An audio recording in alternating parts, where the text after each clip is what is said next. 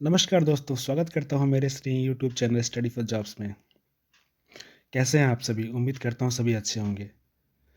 सबसे पहले तो मैं आप सभी को बहुत-बहुत धन्यवाद देना चाहूँगा और तहे दिल से स्वागत करना चाहूँगा, जिस तरह से आप लोगों ने मेरे पहले दोनों वीडियोज़ को पसंद किया है और मेरे चैनल को सब्सक्राइब किया है। बहुत-बहुत धन्यवाद। मैं सच में दिल से बहुत खुश हूँ कि मुझे उम्मीद से कहीं ज़्यादा प्यार मिला है आप लोगों से और आशा करता हूँ कि आगे भी आप लोगों से ऐसा ही प्यार मिलता रहेगा। आप लोग मेरे चैनल को सब्सक्रिप्शन को बढ़ाते रहेंगे, मेरे वीडियोज़ को पसंद करते रहेंगे, लाइक करते रहेंगे, शेयर करते रहेंगे। बहुत-बहुत धन्यवाद। आगे बढ़ते हैं। जैसा कि मैंने थंबनेल में लगाया था, Jharkhand diploma level combined competitive examination के बारे में हम आज डिटेल्स में जानेंगे। तो ये रही दोस्तों ये नोटिफिकेशन जिसे मैंने झारखंड एसएससी के वेबसाइट से, ऑफिशियल वेबसाइट से डाउनलोड किया है। इसका विज्ञापन संख्या यानी नोटिफिकेशन नंबर है 6/2021। आइए इसके बारे में विस्तार से हम बातें करते हैं। सबसे पहली बात तो ये झारखंड के जितने भी डिप्लोमा लेवल के कैंडिडेट्स हैं, ये उनके लिए बहुत अच्छी खबर है, बहुत बड़ी खबर है। लगभग 7 सालों बाद डिप्लोमा के लिए झारखंड स्टेट में कोई नई वैकेंसी आई है जेएसएससी के तहत। ये बहुत अच्छी खबर है, खासकर सिविल वालों के लिए, क्योंकि इसमें सीट काफ़ी अच्छी है, अच्छी खासी है सिविल डिप्लोमा वालों के लिए। मैकेनिकल और इलेक्ट्रिकल्स की सीट भी अच्छी खासी है। इसकी एग्जामिनेशन फ़ी जो कि 100 रुपये है और जितने भी रिजर्व कैंडिडेट्स हैं, जैसे कि अनुसूचित जाति, SC ST जो कैंडिडेट्स हैं या डिसेबल्ड कैंडिडेट्स हैं, उनके लिए 50 रुपये। तो इस फॉर्म को आसानी से भरा जा सकता है। इसके लिए फ़ी कोई बहुत बड़ी चीज़ अमाउंट नहीं है, बहुत छोटा सा अमाउंट है। आगे बढ़ते हैं रिक्तियों का विवरण। इसमें कनीय अभियंता विद्युत यानी कि इलेक्ट्रिकल इंजीनियर डिप्लोमा, इनकी सीट टोटल 46 पोस्ट हैं, 46 सीट्स हैं, इनकी वैकेंट सीट्स हैं। और सेकंड जो है सिविल का यानी कि असैनिक अभियंता, कनीय अभियंता असैनिक, इसमें अच्छी खासी सीट है, 188 एक स्टेट लेवल के पोस्ट के लिए काफ़ी अच्छी खासी सीट है। और अंतिम जो है वह कनीय अभियंता यांत्रिक यानी कि मैकेनिकल इंजीनियर, जिसकी टोटल 51 सीट्स हैं। इसकी सैलरी बहुत अच्छी होती है, जो कि पे मैट्रिक्स लेवल 6 के तहत 35,400 से लेकर 1,12,400 तक की होती है। इन तीनों पोस्ट के लिए सैलरी लगभग सेम ही है और जो रिक्वायर्ड एजुकेशन रिक्वायरमेंट है वो है डिप्लोमा लेवल किसी भी AICTE द्वारा अप्रूव्ड किसी भी इंस्टीट्यूट से। इसे बीटेक वाले कैंडिडेट्स भी इस फॉर्म के लिए अप्लाई कर सकते हैं। इसकी जो एज लिमिट है वो 18 से लेकर 35 है जनरल कैंडिडेट्स के लिए। OBC कैंडिडेट्स के लिए 37 साल है, 18 से 37 साल। महिला यानी वुमेन कैंडिडेट्स के लिए 38 साल है, 18 से 38 वर्ष। SC ST कैंडिडेट्स के लिए 40 वर्ष है। इस फॉर्म को भरने की ऑनलाइन रजिस्ट्रेशन ऑलरेडी 23 जनवरी से चालू हो चुकी है और इसका जो अंतिम तिथि है वो है 22 फरवरी।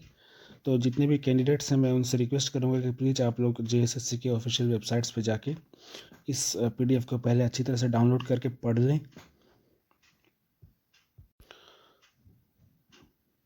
इस फॉर्म को भरने की अंतिम तिथि जो है वो 22 फरवरी तक का रखा गया है। तो इससे पहले आप लोग कोशिश कीजिए कम से कम 10 दिन बाकी रहते, यानी 10 दिन पहले ही फॉर्म का फिलअप का जितना भी प्रोसेस है सारा कंप्लीट कर ले, रजिस्ट्रेशन कंप्लीट कर ले। फॉर्म में जितने भी नेम वगैरह जो भरना होता है, जो डिटेल्स देना होता है कैंडिडेट्स का, वो सारे उसमें कंप्लीट कर ले। और उसके बाद फ़ोटो अपलोड और पेमेंट सिस्टम का जो आता है वो, इसमें टोटल 2 से 3 दिन का प्रोसेस होता है। तो आप लोग कम से कम 10 दिन बाकी रहते हैं इसे कंप्लीट कर लें, ताकि ऐसा होता देखा जाता है, मोस्टली देखा जाता है कि आखिरी के 4-5 दिन या 1 हफ्ते में जो सर्वर होता है वो काफ़ी ज़्यादा बिजी हो जाता है, जिसकी वजह से कई बार कैंडिडेट्स अपना फॉर्म फिलअप नहीं कर पाते हैं। तो दोस्तों मैं चाहूँगा आप लोग ये गलती ना करें और समय से पहले ही जा कर के अपना पूरा प्रोसेस कंप्लीट कर लें। इसमें मोबाइल नंबर, नाम और ईमेल आईडी जो होता है वो बिल्कुल प्रॉपर तरीके से भरें, क्योंकि इसमें किसी तरह की कोई करेक्शन की उम्मीद नहीं होती है। इनकेस अगर आपका फॉर्म फिलअप के टाइम पे किसी तरह की कोई मिस्टेक हो जाए तो उसके लिए संशोधन की जो तिथि होती है यानी करेक्शन का एक डेट होता है, जिसके लिए SSC का जो वेबसाइट है, JSSC का वेबसाइट है, उस पर 28 फरवरी से लेकर के 2 मार्च तक का डेट दिया गया है करेक्शन करने के लिए, मगर उसमें नाम, ईमेल आईडी और मोबाइल नंबर को चेंज नहीं किया जा सकता है। तो प्लीज़ आप लोग कम से कम नाम, ईमेल आईडी और मोबाइल नंबर बिल्कुल वैसा ही दें जिससे कि आप हमेशा एक्टिव रख सकें जब तक ये प्रोसेस कंप्लीट होता है। पूरा ज्वाइनिंग तक का जो है आपका वही नाम, वही मेल आईडी और वही मोबाइल नंबर वैलिड होगा। तो इसमें किस तरह की कोई गलती ना करें, बिल्कुल वैसा ही नाम स्पेलिंग भरे जैसा कि आपका मैट्रिक के सर्टिफिकेट में है। यहाँ हम देख सकते हैं रजिस्ट्रेशन की जो आखिरी डेट है वो 22 फरवरी की है। स्टार्टिंग डेट जो थी वो 23 जनवरी से 11 बजे से शुरू हो चुकी है ऑलरेडी। पेमेंट की जो आखिरी डेट है ऑनलाइन पेमेंट की वो 25 फरवरी तक की है, और फोटो अपलोड करने की और प्रिंट आउट करने का जो आखिरी डेट है वो 27 फरवरी तक का है। अब हम जानते हैं परीक्षा का स्वरूप यानी पैटर्न ऑफ एग्जाम पैटर्न के बारे में। एग्ज़ाम टोटली सीबीटी के बेस पे होगी, यानी कंप्यूटर बेस्ड टेस्ट पे। इसमें 2 एग्ज़ाम्स होंगे, दोनों की दोनों एक ही दिन लिया जाएगा। ये सारे एमसीक्यूज़ होंगे यानी बहुविकल्पीय उत्तर होंगे। एक प्रश्न के लिए 3 नंबर मिलेगा और गलत करने पर 1 नंबर की कटौती की जाएगी, यानी 1 नंबर माइनस किया जाएगा, जिसे कि हम इंग्लिश में कहते हैं नेगेटिव मार्किंग। ये एग्ज़ाम जो हो सिर्फ इसके लिए 2 ही लैंग्वेज चूज़ करना पड़ेगा, या तो हिंदी या फिर इंग्लिश। ये रही पेपर की डिटेल। जो पत्र 1 यानी कि पेपर 1 जो है उसमें टोटल 120 क्वेश्चंस होंगे और टाइम 2 घंटे का दिया जाएगा, यानी कि 120 मिनट का।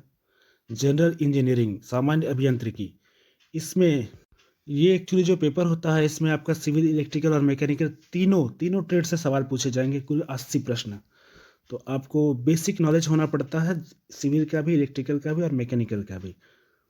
उसके बाद जो है वो है सामान्य ज्ञान, जनरल नॉलेज, जिसमें कि झारखंड से रिलेटेड भी कुछ हो सकता है।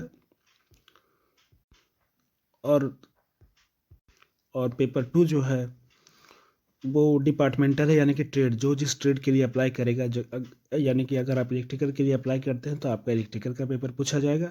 सिविल से अगर अप्लाई करते हैं तो सिविल का ही पेपर पूछा जाएगा, और अगर मैकेनिकल का करते हैं तो सिर्फ मैकेनिकल का ही क्वेश्चन पूछा जाएगा। इसमें भी टोटल 120 क्वेश्चन ही होंगे और 2 घंटे का ही समय दिया जाएगा। ये रही उनकी सिलेबस। इसे आप चाहे तो डाउनलोड करके अच्छे से पढ़ सकते हैं, अच्छे से पढ़ लीजिएगा।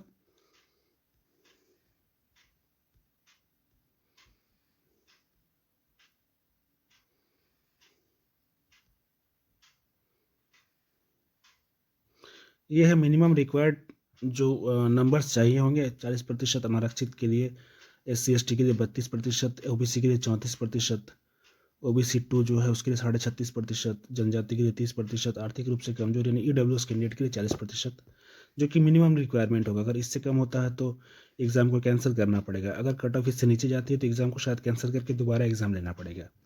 यानी कि कट ऑफ इससे ऊपर ही जाएगी तो आप लोग को उसी हिसाब से अपना प्रिपरेशन चालू करना है दोस्तों।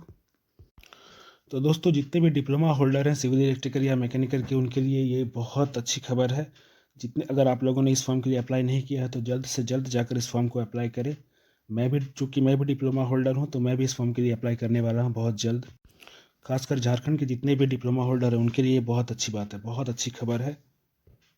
काफ़ी दिनों से झारखंड में इंतज़ार किया जा रहा था इस पोस्ट के लिए। 7 सालों के बाद इस तरह की कोई पोस्ट आई है झारखंड स्टेट के लिए।